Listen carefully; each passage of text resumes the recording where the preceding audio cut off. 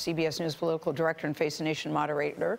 John Dickerson is here once again at the table. Good to see you, John Dickerson. Do I get frequent flyer miles? Yes. Pretty soon you do. I get something better than the little peanuts. Yeah. Should be very interesting at the White House today, considering how both sides went at each other so very hard during this campaign. What normally happens during this type of meeting between the two? Well, we saw it start to happen yesterday, which is everybody agrees to believe in the sense of bipartisanship, not just the peaceful transfer of power, but, you know, yesterday you saw President Obama say, campaigns are tough, rough things get said, but then when you lose, you dust yourself off, you move on, as if this was just any other campaign. But this was so acrimonious. Well, that's right. No, yeah. but my point is that President Obama believes that in the peaceful transfer of power, you need to kind of put, pretend that it wasn't. Yeah. Pretend that it was just like every other campaign, because you've got a new president now, and he's trying to prepare the way for the new president in the same way George W. Bush prepared the way for him. And this president, President Obama, when I interviewed him, talked about what a good job and gracious host George W. Bush was for him, even though Barack Obama spent a lot of time trashing George W. Bush. So he feels like it's part of his job. Go ahead. Vice President-elect Mike Pence will meet with Speaker Paul Ryan.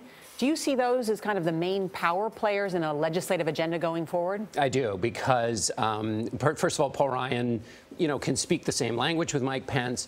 He has issues with Donald Trump, although yesterday he came out and they're now great and dear friends, because Paul Ryan has a whole list of legislation that's written. The Obamacare replace legislation is written. All he needs is the signature, pretty much. And so he's got a lot he wants to get done. If he can use Mike Pence to get his favorite checklist signed by the new president, that's like Christmas for Paul Ryan. And that's in part what Ryan's been trying to do, is prepare all that legislation. So the and they're friends, Mike Pence and Paul Ryan. They get along very well, don't they? Yes, although, I mean, yes, everybody's friends in Washington. You never really, All right. But I'm not denigrating it. I just want, yes, they're friends. Okay. From surrogate to governance, the vice president-elect will play an outsized role. I think so. That's certainly what Republicans hope, because, they just think he's somebody who knows Washington, knows the kind of details of the conversation, and they kind of begin a little further down the road than they would with Donald Trump. So if the Affordable Care Act is one thing on the to-do list in these first 100 days, the Supreme Court